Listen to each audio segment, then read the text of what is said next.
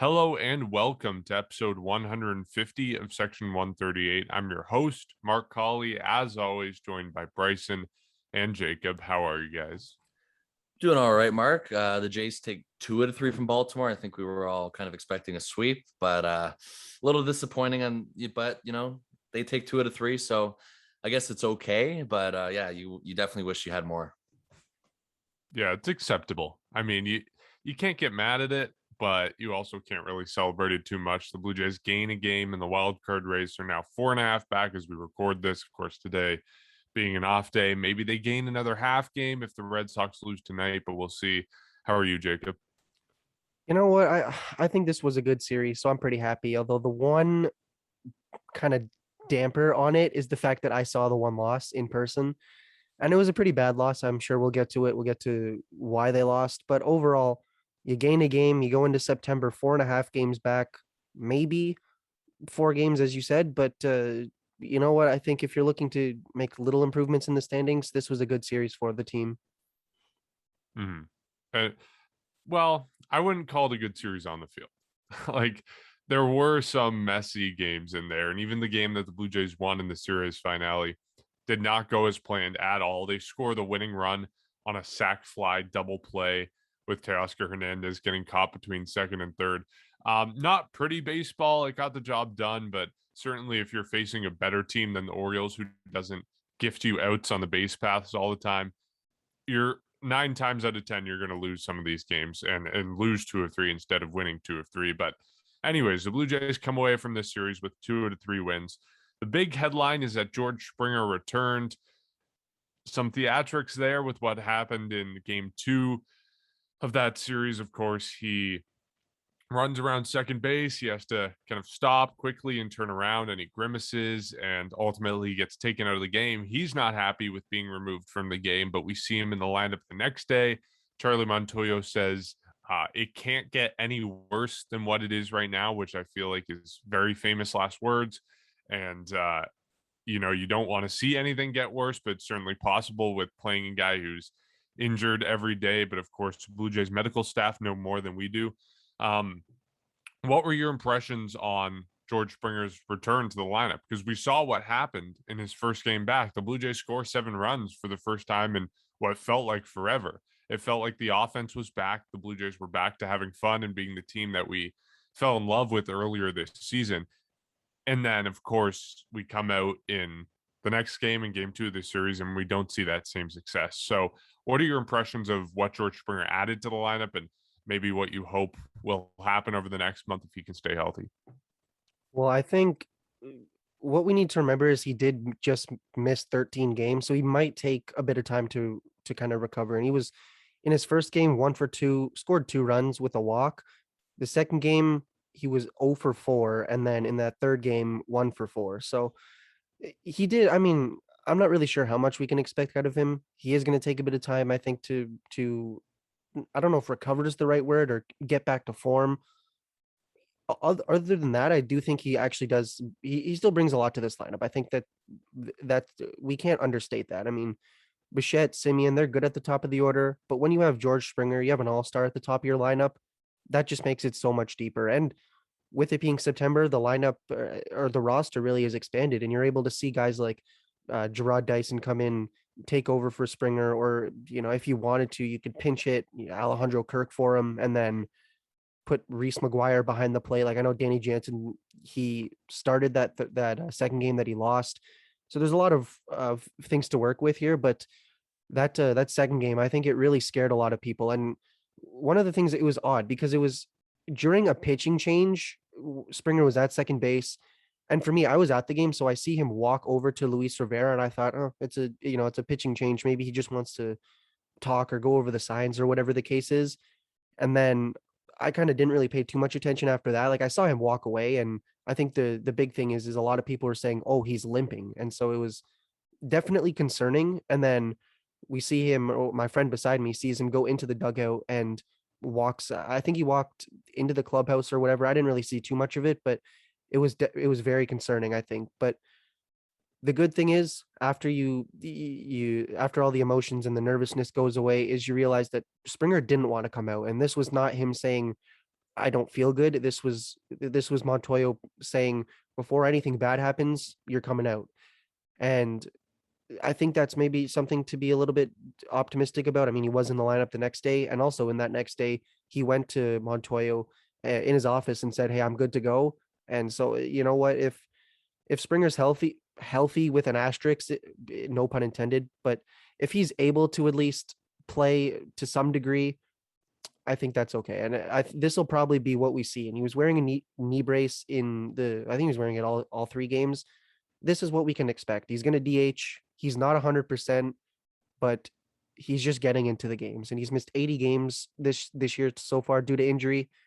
I think if he plays every game, or the rest of the way out, he'll reach 80 or 81 games. So at best, he'll play a full or a half of a season if he's able to stay on the field. But what we're seeing is it's not the healthy George Springer that we're expecting, and that when he signed that contract. But as long as he's in the lineup, as long as he's not re-aggravating something, and as long as this is the big thing, as long as nothing carries over into next season, I think that this is good. Realistically, I don't think the Blue Jays will make the playoffs.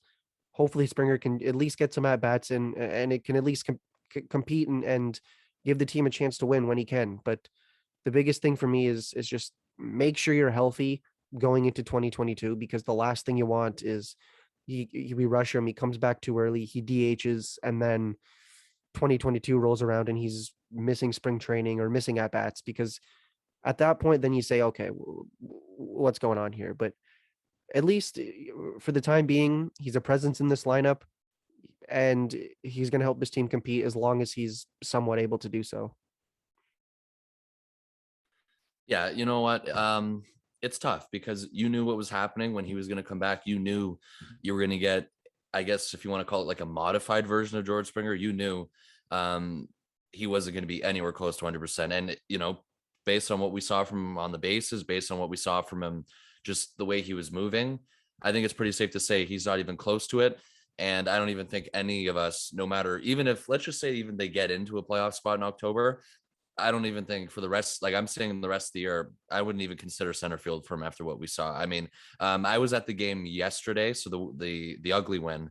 And I remember every time he put the ball in play or whatnot, I remember I immediately was watching him pretty much the entire time, even running up to first base, running out a flyout or anything. And he is almost hobbling on one foot or on one leg. And you know right away, he's not close to being ready. He probably won't be 100% until next year, which is why Jacob you're completely correct in terms of not wanting to push anything over to next season, because that's definitely the priority, and you don't want to make anything worse. The knee sprain can be tricky.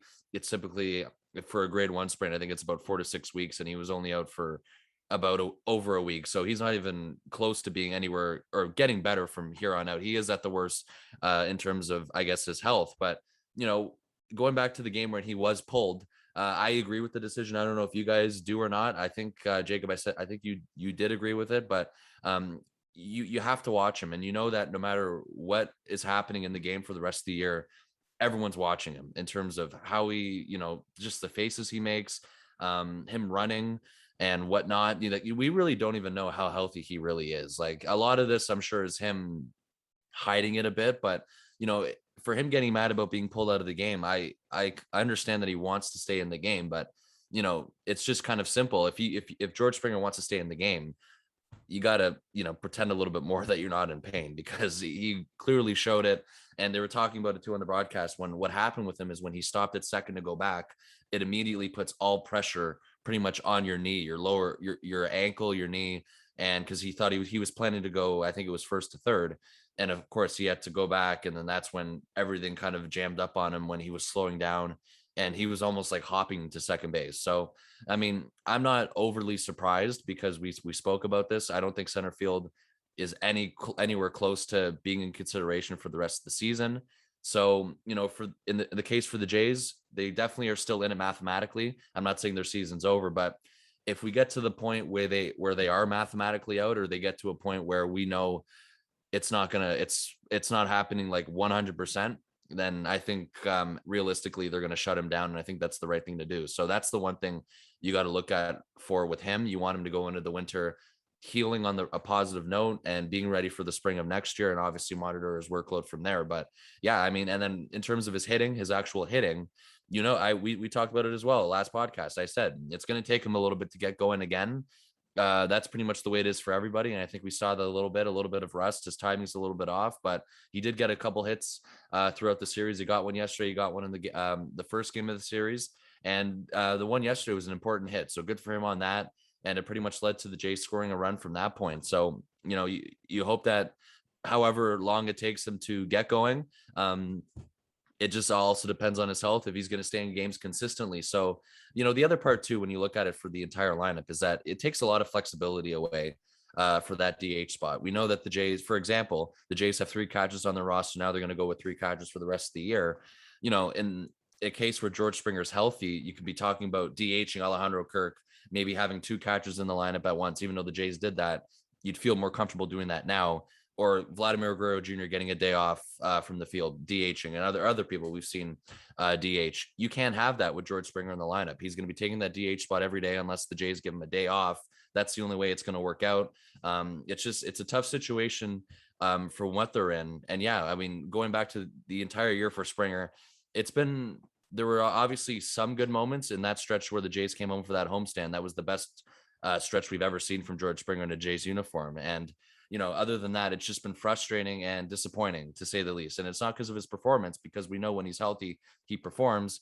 It's just unfortunate injuries, freak injuries, and accidents that happened to him this year that kind of makes it a letdown. So, I mean, I don't know if you want to consider him even playing half a year. I know, Jacob, you're going over the math, but I really don't, because he's pretty much playing on one leg for the rest of the year. You got a couple good stretches out of him, and I think it kind of shows if he was healthy all season long, the Jays would definitely be in a better position, even though they would be in a better position, if you want to take out bullpen games and whatnot. But if his bat was in the lineup going back to April to now in a full season, I think we'd be in a lot better of a position. And I think that everyone would agree with that. So that's what I take away from it. And I'm glad he's playing. You definitely like to see it, and you like to see that from him to try and somewhat contribute for the rest of the year. So this is what Jays fans have to expect. You're going to have him being very slow on the bases, being very careful. And, when he was pinch ran for, that game when he was pulled for Gerard Dyson, expect that to happen as well. Any sort of discomfort that he shows, he's out of there. And I think it's the right decision to make. So when I saw it first on TV, I remember saying it right away, take him out. And I think that was the right decision to make. And it's just something that we all have to kind of come to terms with for the rest of the year. But we definitely got a glimpse of it this series as he returned for the first time since the injury in Seattle. Yeah, it's very likely, if not possible, that happens again, and that we have more health scares over the course of the remaining month of the season. Because look, there's 2 camps to this. The number one camp is that he shouldn't have been pulled from the game. The Jays are being too careful and too precautionary with him. Like, he was removed as a precaution. That's what we heard from the team. Some people saying, look, he didn't want to come out. Keep him in the game. But on the other side of it, there's people saying he shouldn't even be playing at all. Like, the Blue Jays are more likely than not, they're out of it right now. He shouldn't be playing and risking his health in a playoff race that will probably come at the cost of next season. Like, if he re-injures something, if he tears, God forbid, an ACL or something, he's going to miss significant time next year. And that's the big concern here. So you're trying to balance these 2 things and making a final push for the postseason.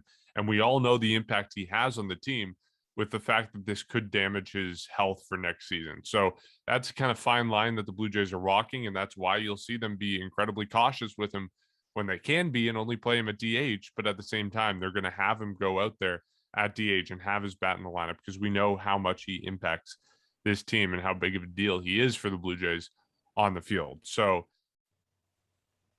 it's a tough line to walk, and I understand where the Blue Jays are coming from and trying to get him into games, but again, just got to be cautionary about it. And it's good to see him back on the field. Bottom line, you like to see him in the batter's box, in the lineup. You were talking, Bryson, about the lack of flexibility with having him at DH. It removes the possibility of having, 2 catchers in the lineup with Alejandro Kirk DHing. It removes the possibility of giving Vladdy a day off his feet, but also it makes the lineup so much deeper when you have George Springer in it. And, we've talked about this all year, but a couple days ago, like a week ago, the Blue Jays had Espinal batting 6th. And now they have what? Teoscar Hernandez batting fifth, Lourdes Gurriel Jr. sixth. Like the lineup is so much deeper. Corey Dickerson in that spot as well. It's just so much deeper when you have Springer at the top of the lineup. You can move everyone down a notch. It makes the lineup so much more difficult to face. And just the amount of impact that one player has on the lineup is pretty ridiculous when it comes to George Springer. So you got to be really happy with that. And that's, again, part of the reason why the Blue Jays are being so aggressive with Springer's health and his timetable for return because of the impact he has on this lineup. And speaking of impact on the lineup, we finally saw the real Vlad Guerrero return in this series. He had 3 homers over the course of the series, 3 homers in 2 games, including 1 2-homer game. It seems like he's getting his power stroke back. It seems like he's finally comfortable in the box again, and who knows what it took. Who knows, we know the wear and tear of a season gets to a player, especially when he's never played 162 before, but he's finally getting that power stroke back. And if he's back, if George Springer's back in the lineup, if you maybe get someone like Teoscar Hernandez back heated up in the lineup, and Bo Bichette as well, of course, it means big things for the Blue Jays. And no matter how small of a chance they have no chance if the offense isn't clicking. So getting those guys back hot in the lineup is really important. And it starts with Vlad Guerrero, which we saw this weekend. And just quickly on the Springer before I talk about Guerrero, when you spend $150 million on a player and he is not healthy, you deserve to be as cautious as you want, because at some point you got to, we talk about this being a game and whatever, but this is an investment, I think, on a lot of people's or from a lot of people for Springer. So you got to make sure he's healthy. But as for Guerrero, he was fantastic this series. And you mentioned the 3 home runs. He was 4 for 12 in total. He looked really good. I mean, even there were a couple plays where he didn't get a home run, but he was hitting balls very, very deep into the outfield, and it was taking the outfielders closer to the warning track, and he easily could have had 5. He could have had 3 in the game that I went to, but it's good to see. I mean, he had a terrible month of August. I think it's fair to say that he was hitting. There was one stretch, I think, when they came home for the first homestand at the end of July, up until like the middle of August, he was hitting under 200 or just above it, and he's turning things around. It's great to see. If you're a Blue Jay fan, you want to see this. If you're Guerrero, I mean, you were one of the premier hitters. We're talking about a triple crown, and then he just falls off the face of the earth. It seemed like, but for him now, he's starting to regain form. And Baltimore pitching, it definitely is the at the forefront of their weaknesses. But I'm not going to say that Guerrero is only hitting bad pitchers. He's looking pretty good overall. I mean, you have a good series against Oakland starting tomorrow. It'll be nice to see if he's able to hit off of some pitchers that are in the playoff race. But if this is what we needed. We needed to see Guerrero and primarily the top of the order turn things around, because it was in that White Sox series, it was terrible. And even this series, yes, they did take 2 of 3. The first game was good. They scored 7 runs, but those 2 other games, it was messy. They didn't win because of the offense. They lost the second game. Guerrero, and I think it was Danny Jansen, actually hit a home run, first at bat since coming back from the injured list. The third game, same thing. Like the offense, it got the job done, but it's gonna need to be better if you're against better teams. But Springer at the top of the order he was okay in the series. I don't really expect too much out of him, but really the rest of the offense, or the rest of the top of the order, it actually, as I look at it now, it did struggle actually quite a bit. But Guerrero, I think, was the one bright spot. I mean, Simeon, Bichette, all these guys kind of having rougher series, 1 hit a game, sometimes taking the over, but it's going to need, the rest of the guys are going to need to turn things around. And if you're Guerrero, he can lead the way. I mean, he's easily probably him and Teoscar Hernandez have been the best hitters for the Blue Jays this year. It's going to need to stay like that, and he's going to really need to turn things around. And one more note, at 39 home runs, he is 1 more away from being, I think, the 9th Blue Jay to hit 40 home runs in a season. And he's 22, which is probably one of the youngest guys to do it. So I think that just shows how absolutely fantastic of a season he's having. And you can't understate this. And this was the year that he needed to turn things around. wasn't even awful in his first 2 seasons, hitting like 270 and 260 in 2019 and 2020. But when you're ranked the number one prospect in baseball for a full calendar year, you were kind of expecting the 333 average that he put up in this series and the 320 or whatever his season average is now. So great to see, looking like he's turning things around. And his average, it was dipping quite low. It was almost just above 300 for a couple games in that White Sox series, and now it's above 310. So if you're Guerrero, this is great to see. If you're Charlie Montoyo, that this is now another option for you. I mean, he's always been an option for you. He's played, I think, all but one game. This is now somebody he's really turning things around, and he can lead this offense. If Springer's back and he's hitting, even if he's hitting 270, 260, you then put in Guerrero. You have Simeon, he is struggling right now, still hitting over 260. Bichette has been in the high twos all season. This could easily be a very good lineup, and especially once Espinal gets back. You know, we talk about how maybe he wouldn't get as much playing time as he normally would if guys were not injured right now.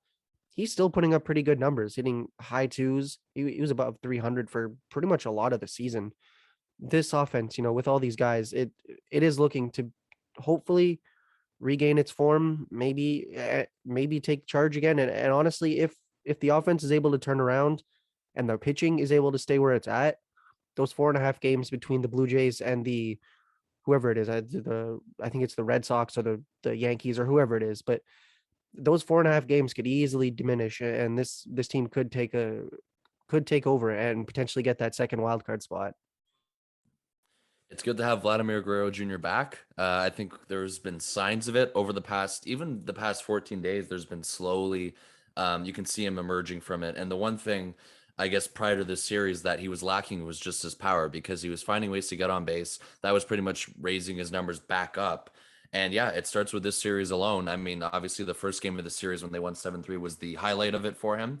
He went, I think, 2 for 4 that night. He had 4 RBIs and the 2 home runs. And I mean, both of them were absolutely missiles. I mean, the second one, or the first one, actually, both of them were. But I mean, the first one was, I think it was a fastball that he hit.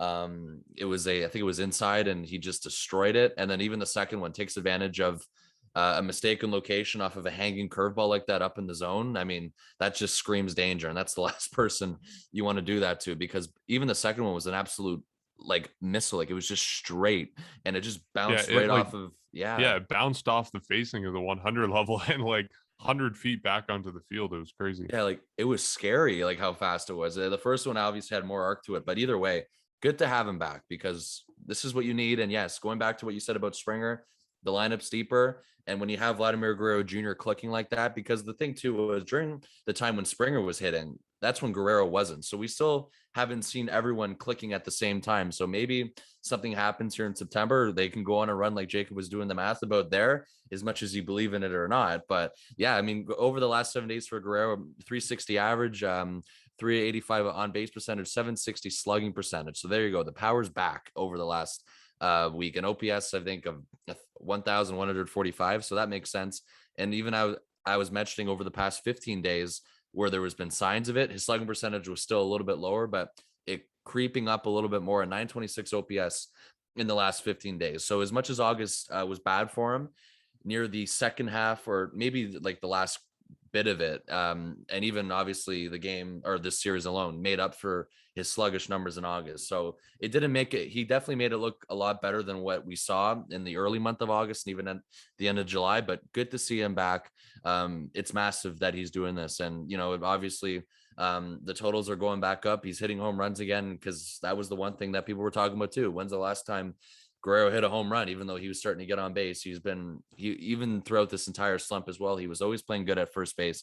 He made a nice scoop yesterday in the game on a throw from Bo Bichette. So, you know, he was still having fun. He was still kind of having good spirits. It's not like he was down the entire time. So, I mean, it was only a matter of time before this happened. We gone over it, you know, first time he's doing this 162 marathon, fatigue, whatever the heck it was. He seems to be on the other end of it now. And, you know, it's safe to say that he is back based on what his numbers have shown. And it's good to have him back, because you still have a chance mathematically, and you have a big series this weekend with Oakland. even though right now you're chasing the Red Sox more than you're chasing Oakland, you want to still gain ground of teams that are ahead of you, obviously. So, I mean, it'll be a good series for him it's a good time for him to be back, especially this series. And you expect to see this for the rest of the way out. And now you're just waiting for the entire offense to click at the same time. Yet alone, you're still waiting for the offense to do better with runners in scoring position. So that still seems to be a bit of an issue, especially when you were struggling to do that against the Orioles. Mark, you were saying that third game yesterday, especially, was very ugly. It was an ugly win based on how they won, based on, blowing leads to the Baltimore Orioles, who are almost lost 100 games. I mean, they're near that, and they're on track for the worst ERA in franchise history. I think they actually surpassed it, or are certain to do it. It just depends on how much worse they make it. So we'll see what happens with that.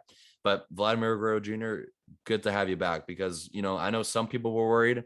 I know some people knew this was just, I guess, a short-term thing. It's just finally it's finally good to see him back contributing. Yeah, the Orioles suck, but I don't think that takes anything away from Vlad. Not at all. Not at all. Like, they were facing other bad teams and he still didn't have his A stuff. They were facing the Nationals.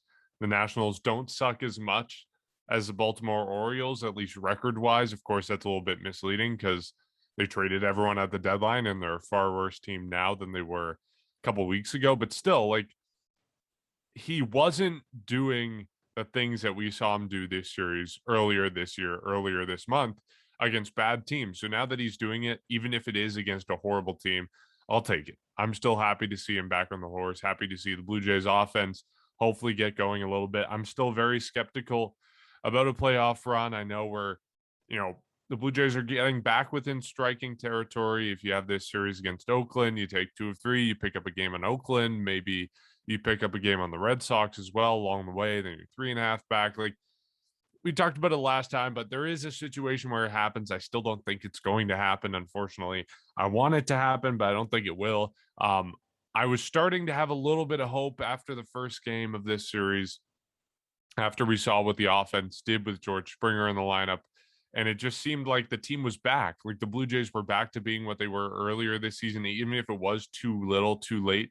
I thought they might have a shot, but then they come out and lose the 4-2 game in the middle game of this 3-game set. So that kind of took the wind out of my sails. And even with the win yesterday, like we said over and over again, it's an ugly win. So I'm skeptical. They almost had me. They almost reeled me back in, but I'm still skeptical. Speaking of game 2, it wasn't pretty, but we did see Ryu put up a gem of a start. Until the 6th inning, he had a no-hitter through 5 innings. He gets the first 2 outs of the 6th inning, and then it just kind of falls apart from there. The Blue Jays give up their lead. Ryu gets knocked out of the game. I think, maybe I'm just making this up, but I think some area of criticism in this game is leaving Ryu in, which I don't want to talk about too much because we all agree it's a BS argument against Charlie Montoyo or whoever you want to blame for it. But Ryu was tossing a no-hitter. There was 2 outs in an inning. You're not going to have someone warming up when a guy hasn't even given up a single hit yet, let alone a run. So the argument that Ryu should have been taken out earlier, which I guess I could see. I haven't actually seen people making this argument, but it seems like something that people would say. And they referenced it on Jay's Talk as getting some texts about this. Like, it's just ridiculous to expect someone to be warming up in the bullpen when Ryu was throwing a gem of a start. So we all agree on that. But bottom line, it's very nice to see Ryu go back out there. And, it seems like most of the time he's been good this season. It's just been those few blow up starts, like the 7-run starts, the horrible start he had against the Astros earlier this year. It's just been those blow up starts that really screw up his ERA this year. So it was good to see him get back on the horse. It was good to see him match up again with Danny Jansen, who certainly knew what he was doing behind the plate. It looked like they were maybe a little bit off on the same page. They weren't on the same page in the first few innings when I think Ryu walked a couple guys and he had a high pitch count through those innings. But once he settled down in the later innings and we saw those, no hit innings, those perfect innings coming in, it was really great. It was really awesome to see him back on the mound and pitching well again. Oh, absolutely. And he ended up, I think, going into the 5th inning or the 6th inning, actually, he was in the low 80s at his pitch count. And had he have had a no-hitter still going, I think the Blue Jays would have still pushed him. Maybe he ends with 120 pitches. Obviously, they have an off day. Maybe I was saying to my friend, maybe you use the 6-man rotation, give him an extra day. I'm not saying that any of this is likely, and obviously it doesn't matter anymore. He didn't have a no hitter, but I don't really know how people actually argue that you take Ryu out because it's just as you said, Mark. It's a stupid argument, and one of the weird things is on the way, like just outside the dome, when everyone's walking, trying to get to their cars and whatever. I heard some quite a loud and quite a large number of people cheering, or not cheering, but chanting "Fire Montoya" or something, and I, I have absolutely no idea what that's for. Maybe it's the Springer stuff. Maybe it's pulling Ryu or not pulling him earlier. But whatever the argument is, it's dumb. I'll give people a fair shot. Maybe they have a legitimate opinion, but it doesn't make sense to pull a guy who was a no hitter. But the thing with Ryu is obviously he had 2 outs. I think he had 2 strikes also on that last batter. But the thing is he got rattled after that, I think, because after retiring many, many batters in a row, because the first inning was brutal for him, 2 walks. But after that, he was pretty much 3 up, 3 down innings almost every inning. But after that one double that he gave up, then there was a single, or the double, the single, a walk, and then the 2-run double. I don't know what it is. Maybe he just lost it after that, whatever it was, but it ended up blowing up his ERA. Went into the start with a 3.88 ERA. Now it's at 3.92.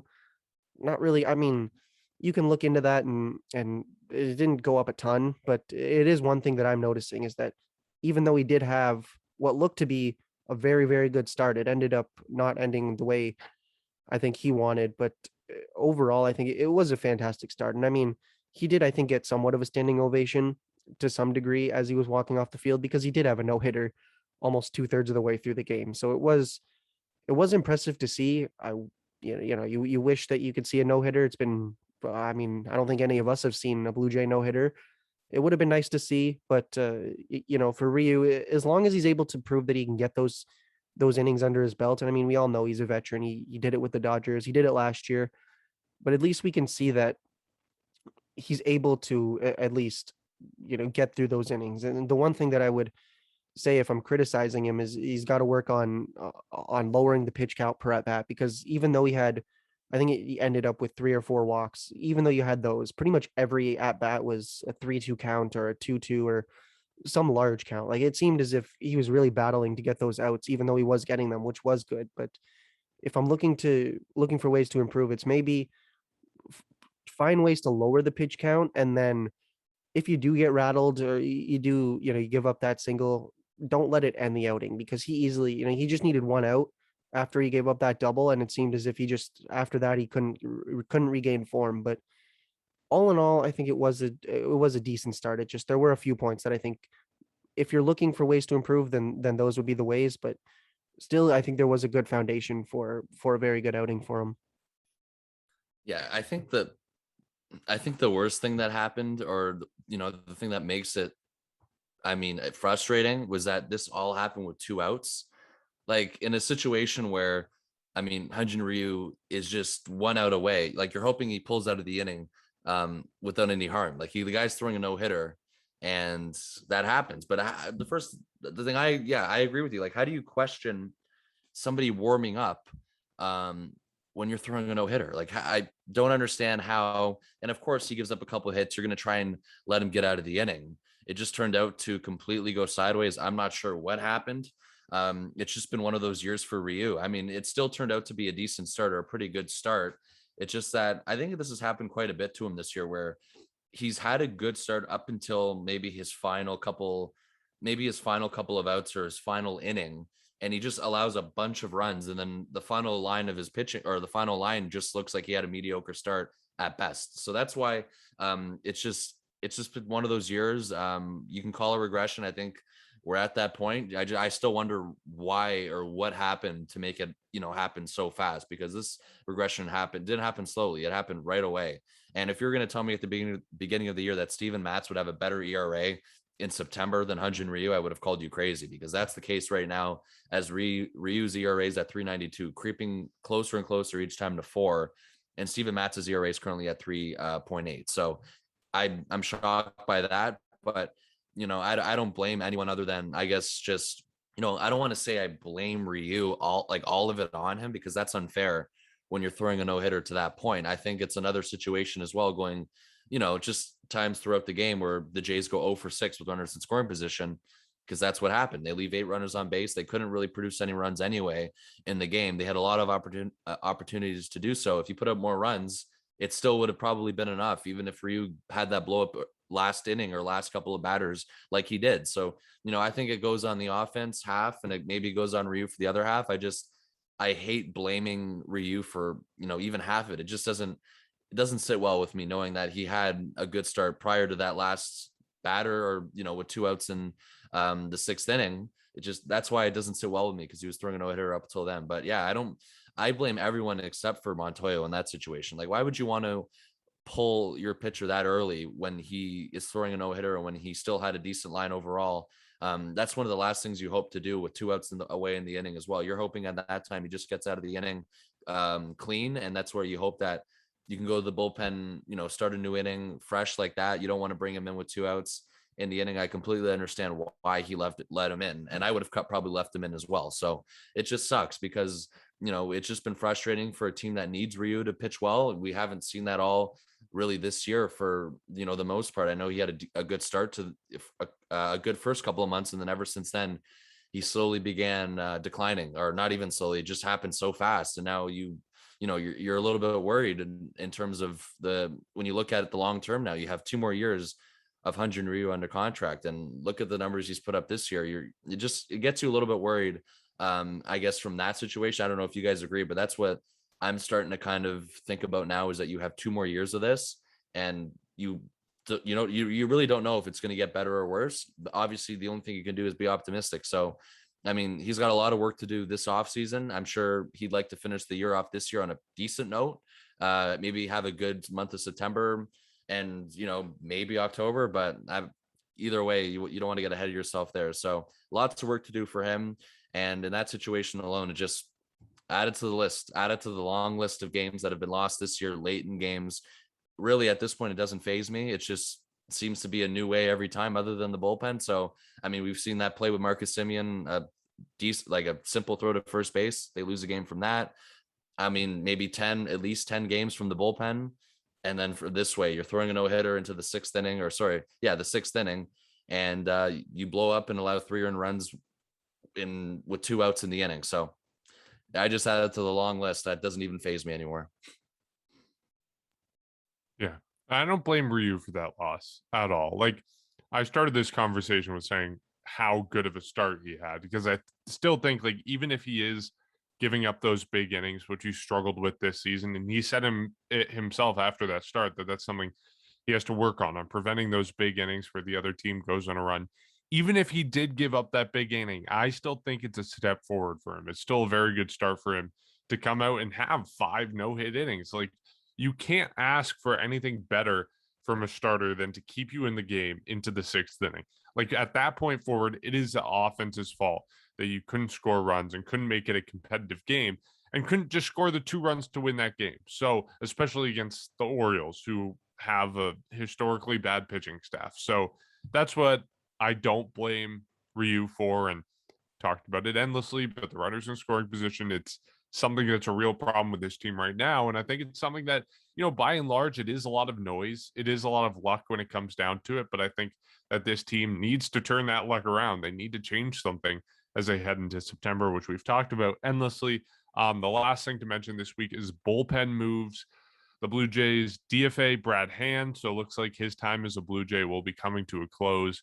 Lots of people ripping on the Blue Jays front office for making this deal in the first place to get Brad Hand.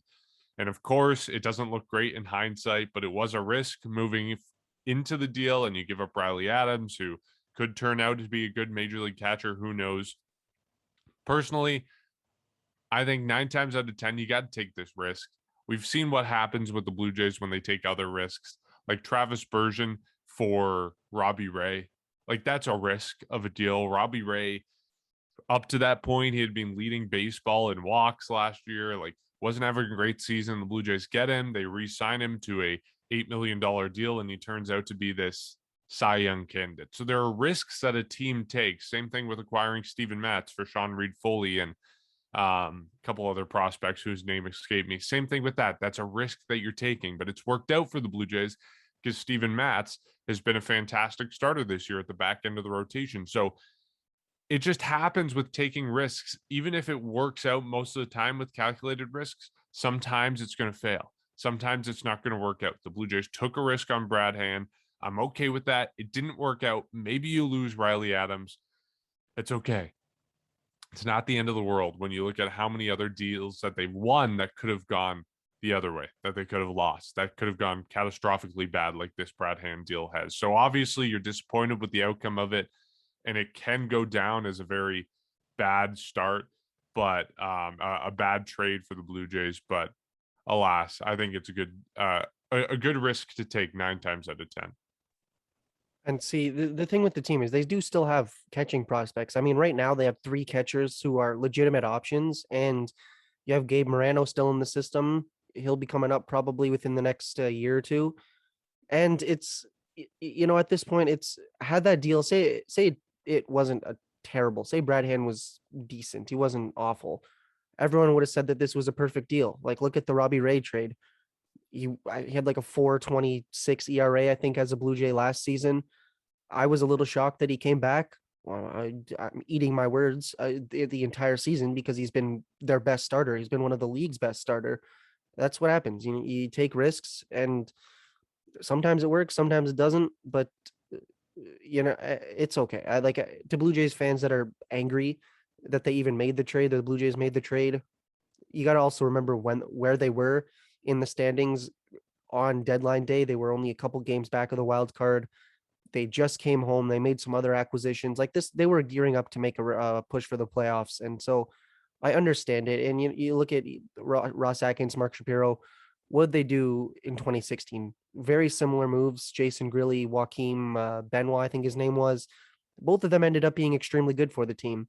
This was another instance of that. You get a reliever for not a ton. You don't give up a ton. I mean, it easily could turn out to be that Riley Adams ends up being very good, and that would suck for the Blue Jays. But you give up a guy. You hope that he can help bring you closer to the playoffs, maybe get you into the playoffs. And with all, like, basically what I'm saying is I don't blame the trade, or I'm not mad at the trade. I don't blame anybody. It was probably going to be made, and whether it was Brad Hand or God forbid, not God forbid, but maybe it was Ryan Tepera or somebody else. Like the Blue Jays, they were going to acquire relievers, and some of these trades work, some of them didn't. Like, look at Adam Simber, Joaquim Soria. They've both been pretty decent for the team. Some trades work. It obviously it sucks that it didn't work for the Blue Jays, and Brad Hand is no longer with the team, but at the time I would have still made the trade. It's a calculated risk, and it's a risk I think that most of the time does work out for them. And unfortunately this time it didn't give them the benefits that they wanted, but it's still a move that you make on deadline day. Good to hear Coco making a cameo, but I just want to come clean with you guys. I hope nobody goes back to listen to what happened or what is. I don't know about you guys. I can't remember. I know I was one of them going back to last winter when I said I hope the Jays signed Brad Hand when he was one of the hottest relievers on the market. You can't blame me. The guy led the league in saves last year. I know it was 60 games, but he was phenomenal last year, and he had a good year before that as well. I don't know what happened. I don't know why he decided to pitch the way he did after putting on a Jays uniform. I don't know what happened. All we know is that prior to the trade, his numbers were still up. It was probably one of the worst years I think he's ever had, even the days with Washington, but it was nowhere close to what the heck he did here. And, realistically, I had a friend tell me, you didn't just trade Brad Hand for Riley Adams. You traded Brad Hand for what, 4 losses or 3 or 4 losses. And as much as that pains me to say, it's not really wrong. You want to go back to that Seattle game. There was the Washington game. There was a few games where I don't know what happened. And we know the numbers he put up. I think it was a 7+ ERA in his Jays tenure. And yeah, I mean, look, it definitely hurts giving away a prospect like Riley Adams for nothing, basically at this point. But it's a chance you take on a trade. Mark, you went over it. You win some, you lose some. It's just when you look at it, and Jacob, you mentioned Moreno. That's the only reason why I'm not too phased or worried about it, because you have the system of or the catching, the depth is massive. You have 3 catchers right now. That's something that's going to have to be addressed in the offseason alone with Kirk, McGuire, and Jansen. You have Moreno, like I said, maybe some point next year. That's not even a guarantee, but he's coming, and that's why he's going to be leading the way in that as well. So you're loaded with catching prospects. There still may be a trade this winter. You can't rule it out in terms of one of those 3. It's something that they have to address because you can't carry 3 catchers for a full season next year. So we'll see what happens with that. But for that's basically the gist of it. You win some, you lose some. You took a chance on a reliever who you previously had interest in, a reliever who you thought would help the bullpen. I'm sure anyone really, you had to imagine that he was going to, at first when the trade happened, that he was going to help in some way. Like, I don't think any of us were expecting him to be DFA'd a month later. So that's why, for all the people who hated or hate on the trade now, how do you hate on the trade going back? You don't hate on the trade a month before, but you understand the trade. You understand what they were thinking. You understand why they did it and why it was Riley Adams who was traded, why they got a reliever. So, I understood the thinking, and yeah, it just didn't work out. And, Brad Hand, I don't know if a team's going to claim him or not, or what the future holds for him, but it just, it sucks the way it ended. So, you're in the meantime, you have a couple prospects now who have rejoined the bullpen moving forward from Brad Hand. You have Nate Pearson, you have Brian Baker, who I guess we're going to talk about later on. And of course, you still have Julian Merriweather, who is on his way back and currently in AAA Buffalo. So things are looking somewhat up for the bullpen. Ross Stripling, you can't rule out as well, who's I think starting to throw again. He's going to come back as a reliever. So you have a lot of options coming your way for that. And in terms of lefties as well, you have Taylor Saucedo and you've had Tim Meza this year, who've done a great job, especially Tim Meza. So, you're okay in terms of lefties, but for Brad Hand, just obviously a forgettable tenure and something that I think all of us are going to try and forget. Yeah, and we'll see what Nate Pearson and Brian Baker offer out of the bullpen, but I'm super excited to see them get into games. We saw what Nate Pearson, first, what he's done in AAA this season over the last month. He's had really good numbers there. I think he only gave up 2 runs in his last 6 outings or something like that. It's been really strong pitching for him out of the bullpen. His last AAA appearance, he struck out the side on 13 pitches. So he really hasn't had any struggles in AAA this year. So you're hoping for the best when he comes up here. You can do what we saw in 2020 in that postseason series against Tampa Bay, that he can just come in and mow down batters. That's what you're hoping for. And the Blue Jays, outside of Jordan Romano, they don't really have that flamethrower to the bullpen. They have those other good arms like Tim Meza, Adam Simber, but those are very different types of arms than someone who's just going to go out there and, shock you with their fastball and slider. And that's what Nate Pearson is. And that's what the Blue Jays need out of the bullpen. So super excited to see what he can do there. Also super excited for Brian Baker. Honestly, when the Blue Jays said they were calling him up, I kind of went, who? Like who is this guy? Because I feel like no one's been talking about him, but he has great numbers in AAA as well. He has an ERA around 1.6. He's been their closer in Buffalo, and he's been fantastic. So I'm excited to see what he has to offer in the majors as well. So both these guys should solidify the bullpen a little bit. And of course, now we have expanded rosters, so they got more options in the bullpen. So a couple good things there that we're looking forward to. But certainly the loss of Brad Hand, like you said, Bryson, even if he was mediocre, he had a lot to offer to this team as someone who can come in the middle innings and someone who can bridge that gap between the starter and Adam Simber, Tim Meza, and Jordan Romano.